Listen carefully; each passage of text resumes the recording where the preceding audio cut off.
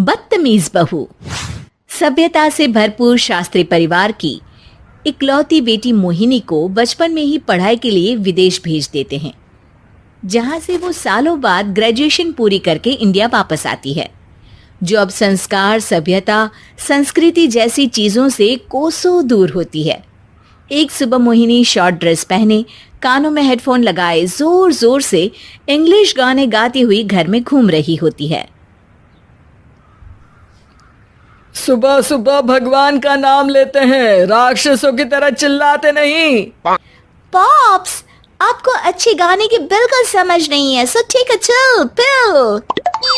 अरे मोहिनी, पापा से ऐसे बात करते हैं क्या? सारी तमीज भूल गई हो। ओह मॉम प्लीज, इतनी बड़ी भी कोई बात नहीं हुई, सो डोंट ओवर रिएक्ट। ऐसे ही दिन बीतते हैं जिसमें मोहिनी के तौर तरीके, रहने और बात करने का ढंग उसकी मम्मी पापा को परेशान करने लगता है। भला कोई मानेगा कि ये मेरी बेटी है? रीति रिवाज और संस्कारों से तो इसका दूर दूर तक कोई नाता नहीं, और अब तो लगता भी नहीं कि कभी होगा। अरे ऐसे कैसे नहीं होगा? लड़कियां सारे नखरे अपने माँ बाप को ही दिखाती है।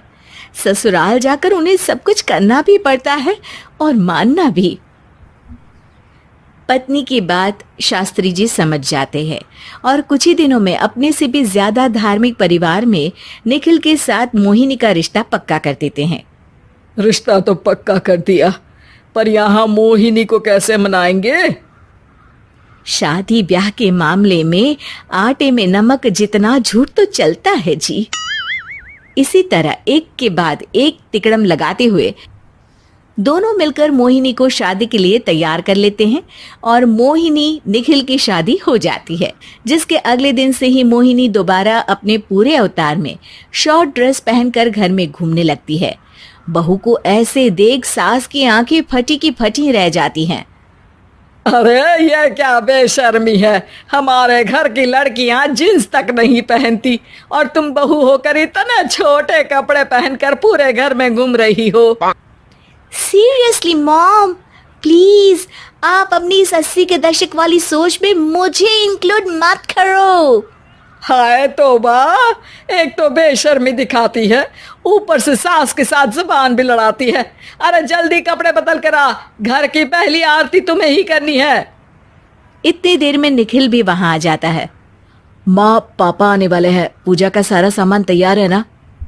ये पूजा हमेशा मेरे बॉयफ्रेंड्स के पीछे पड़ी रहती थी और अब हस्बैंड के पीछे भी आ गई।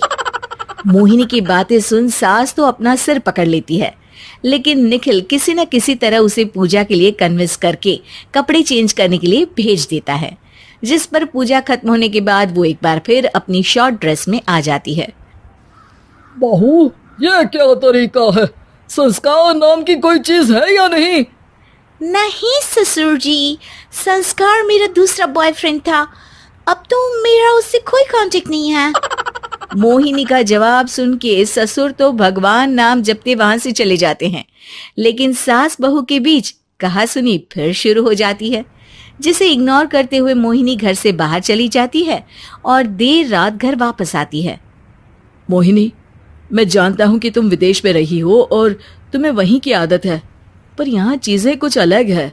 अगर तुम उस हिसाब से कुछ एडजस्ट कर लो तो सबके लिए सही हो जाएगा। I am not in a lecture mood. Good night.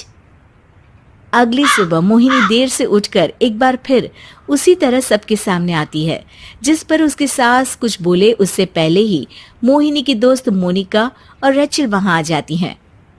Oh hi darling, how are you? OMG, we missed you so much. I missed you too, darling. Ram Ram, इन्होंने तो तुमसे भी छोटे कपड़े पहने हैं। अरे तुम लोगों के अंदर कोई शर्म लिहाज बाकी भी है या सब बेच खाई?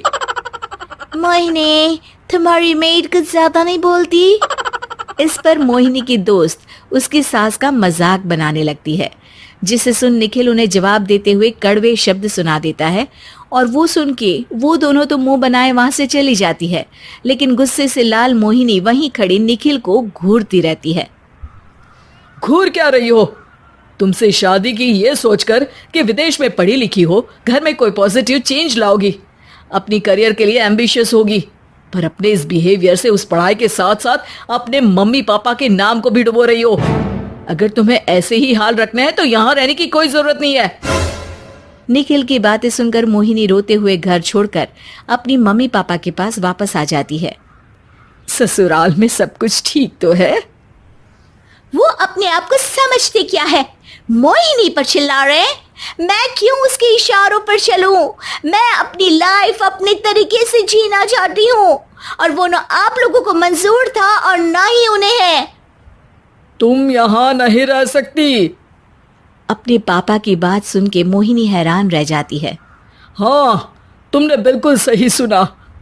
अगर तुम्हें अपने इस घमंड, बेशर्मी और बदतमीजी में ही जीना है तो तुम यहाँ भी नहीं रह सकती।